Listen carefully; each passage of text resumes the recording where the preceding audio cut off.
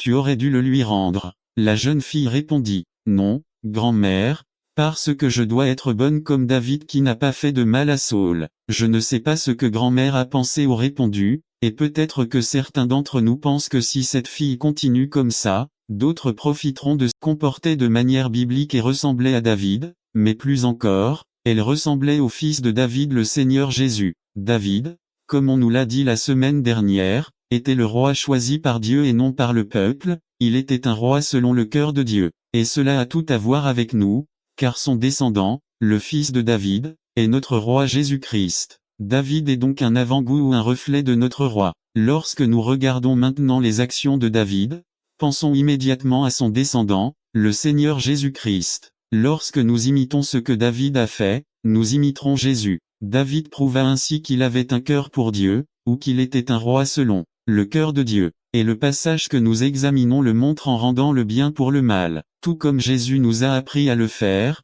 tant par ses paroles que par ses actes. C'est pourquoi, frères, pour le mal, quand quelqu'un cherche notre mal ou nous fait du mal, il semble très logique, très juste, très approprié, très nécessaire de répondre en recherchant le mal de l'autre. Si vous m'avez volé, je vous vole. Si vous avez bavardé sur moi, je bavarderai sur vous. Si vous m'avez manqué de respect, je vous ai manqué de respect. Si tu me mets de côté, je te mettrai de l'autre côté. Bref, je te paierai comme tu m'as fait. Je te rends le mal pour le mal. Mais l'enseignement biblique est à l'opposé, il paie le bien pour le mal. De l'histoire de David, nous apprenons à ne pas rendre le mal pour le mal même si les circonstances sont en votre faveur. Saül persécutait David à cause de la jalousie qu'il avait de lui. David a dû fuir pour sauver sa vie. Il a dû quitter son confort, sa famille et vivre comme un fugitif de la justice, injustement persécuté pour quelque chose qu'il n'avait pas fait. Notre histoire commence avec l'annonce à Saül que David était dans le désert d'Engedi.